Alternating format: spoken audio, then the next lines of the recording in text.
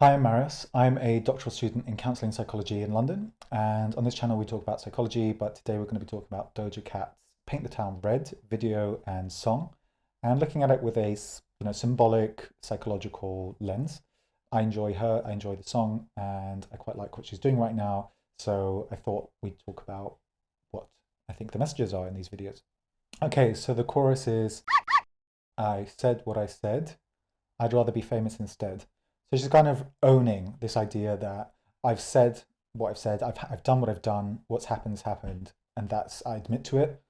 I'd rather be famous instead. So she's kind of, well, I have a notoriety, I have fame, I have recognition for what I've done, and I'd rather embrace all of myself and all of my imperfections and get this level of success, this level of recognition, than to give up those flaws of mine or to need to constantly apologize because people seem to think that everyone must apologize for every bad thing they've done these days. So she's saying no, no to that. And she says, I let all that get to my head. I don't care. I paint the town red. So I paint the town red means I have a great time. It means to go out and really enjoy yourself in a flamboyant way. So it's being super, expressive, doing exactly what you want and really giving it your all, let's say. So I think maybe the imagery relates to red as being like this intensity, passion, of course, but maybe this idea of bloodshed. So it's almost like there may be some casualties as I go out there and be myself. And she's like, I'm okay with that. I'll let it get to my head, as in I will let my success and I will let my achievements allow me to grow. Like, and when I say get to my head, when you say that, it just means, if it gets to your head, it means it's influenced you and usually in a negative way. So it makes you arrogant or maybe slightly ignorant as well. It got to my head and it caused some sort of confusion or hazing or made me think that I was bigger than I was. But she's kind of saying it in more of a, I will let it make me bigger. I will let it give me this cockiness, this arrogance. And I'm going to paint the town red. I'm going to go ahead and do what I want to do anyway. She the devil. She a bad little. She a rebel. So she's the devil. This kind of links to her other song, Demons, which you'll see a video about from me. Um, but yeah, again, there's this branding of she's a devil because she's not conforming. She's an adversary. That's actually the devil. It means adversary. And yeah, so she's saying, right, yeah, I know that. I am adversarial. I am contrary to what people want me to be, and I'm going to own that. She a bad little, she a rebel. So that just kind of ties that all together. People are calling her a, and she's saying, she's acknowledging that. She's acknowledging that people are calling her that, and she's a rebel. So people are demonizing her for being different, for being herself. And she's really taking that power back with this song. She says, it'll take a whole lot for me to settle. So settling is kind of like, well, you kind of give up on something or you allow it to stop where you've got. You settle during a negotiation or something. That's where you stop. You say, this is enough. I'll take the amount that you're offering me, or we call it truce now or whatever. And she's saying, it'll take a whole lot for me to settle. So she's saying she's not going to settle on her priorities, on being herself, on being the success that she is. She's saying it really would take a lot to make me want to settle with this whole self-expression thing, with this being myself, with making mistakes and just going ahead with it anyway, because I'm owning the fact that I'm just a person who makes mistakes, like everyone else, obviously. My happiness is all of your misery. So she's using this imagery with Grim Reaper, and there's been maybe some nodding to the tarot card Death, the Death tarot card, which is about rebirth or the end of something. So it's the end of something significant and usually the creation of something new. And she's saying, my happiness is all of your misery.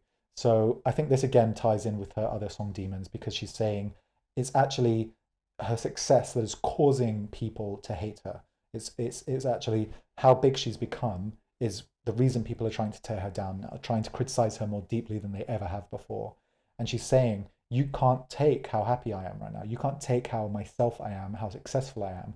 And you're letting that show with this criticism of me. That's what this is about, not actually whether or not I'm being a bad person or doing something bad to the world. I'm just being myself, and you just can't handle that. So I really like that she uses this sample by Dionne Warwick, Walk On By. And so the original, so it's the melody here in the background and the Walk On By voice that you hear in the back. And the original song by Dion was more about someone walking by if they see that she was crying. The idea behind that song was she was in love with someone who I think was unrequited, and the song was about if you see me crying on the street, walk on by, don't pay any attention to it. So she's kind of saying, I'm embarrassed by how upset I am that this is unrequited or that this has happened. And now Doja is flipping it by saying, walk on by. I'd say just because this song that Doja's written is more about speaking to these fans, to these critics, and saying, walk on by, it's like, move on. Like, you're the one crying. You're the one that's upset by this. I'm the one who's going to ignore you. So it's kind of the mirror image of the song by Dionne Warwick. And so interesting, she says, fans ain't dumb, but extremists are. So she's saying she knows, she acknowledges not all fans are doing what she's accusing the group that she's speaking to of doing. So not all fans are being critical of her unduly, but extremists are. So these people that are really trying to hold her to an insane standard. They're really trying to criticize her for things that shouldn't be criticized. That's not normal. And some of that maybe, I think she's maybe nodding to the fact that generally people are much more judgmental of people in public now. So cancel culture and all that, people are just very willing to say, I'm going to reduce you to this one choice that you made or said or something you've done, this mistake you've made, and I'm going to cancel you as a result. I'm going to say that you are not worthy of having an existence, a job, a platform. Like you don't deserve to have a life in the public anymore, whether that's big or not. So she's kind of saying those are the extremists, those are the stupid people, those are the people I'm talking to here. And fame ain't something that I need no more. She's kind of saying she's beyond it. She's grown beyond the actual need for fame. I think, she's critically acclaimed now. She's massively successful. So I don't think she needs any more fame. It's not particularly going to bring her much more. She's able to do anything she wants with her life now. She's saying she's not doing it for clout. She's not doing it to get more famous or just to be famous. She's just doing it as part of expressing who she is. Also, I think this general imagery with death, that she's dancing with death, she's hugging death, she's like vibing with death. She's kind of saying, I'm allowing this past presentation of me, this past image that you had of me, I'm allowing it to die. I'm okay with that part of me dying. And so she's just saying, I'm beyond it. I'm okay with transformation. I'm good with moving on. And this is the new me. It's going to be the rebirth.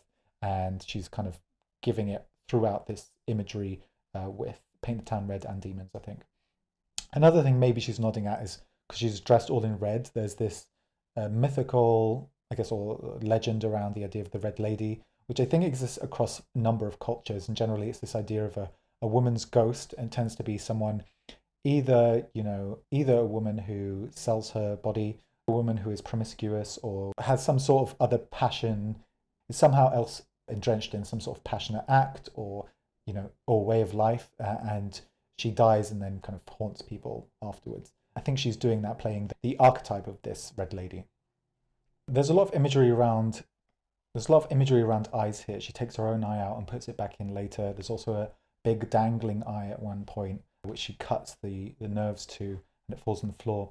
And I think this whole idea of vision, the way you look at things, changing, and she's kind of saying, well, I'm willing to change the way I see things, and her cutting of that eyeball is kind of saying, I'm willing to completely dissociate with the way that you see me, the way that you've exaggerated how bad I am and criticized me. And she's saying, right, I'm moving on from that. I'm not allowing that to be connected, let's say, with this anymore. I'm going to glow up one more time. Trust me, I have magical foresight. She's saying, this is not the only time I'm going to have this reinvention. This is not the only time I'm going to destroy your idea of me and my previous image, but I'm actually going to come back and do this again. This is actually, it's part of my entire arc, is this transformation again and again. And I'm totally embracing that. And I'm totally okay with not meeting your expectations, but rather being true to my art, being true to myself. So that's everything I got from Paint the Town Red. I hope you enjoyed this. Let me know in the comments if you did, or if you'd like me to do any other videos reviewing the songs or music videos. And yeah, hopefully see you around for the next video. Cool. Look after yourself.